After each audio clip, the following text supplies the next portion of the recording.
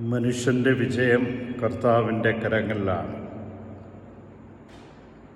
നിയമമനുസരിക്കുന്നവൻ്റെ മേൽ തൻ്റെ ബഹുമതി അവിടുന്ന് ചൊരിയുന്നു.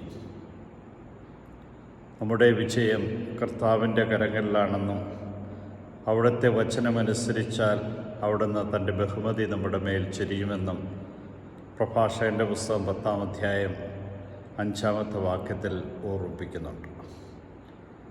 വിജയം തേടി ഓടി നടക്കുന്നവരാണ് നാം. പക്ഷേ കർത്താവിൻ്റെ കരങ്ങളിലേക്ക് നമ്മെ സമർപ്പിക്കുവാൻ പലപ്പോഴും നാം വിട്ടുപോകും. അവിടുത്തെ വചനം മനസ്സിലാക്കുവാനോ ആ വചനം അനുസരിച്ച് ജീവിക്കുവാനോ പലപ്പോഴും നമുക്ക് കഴിയാതെ പോകുന്നു. അതുതന്നെയാണ് നമ്മുടെ പരാജയങ്ങൾക്ക് കാരണം.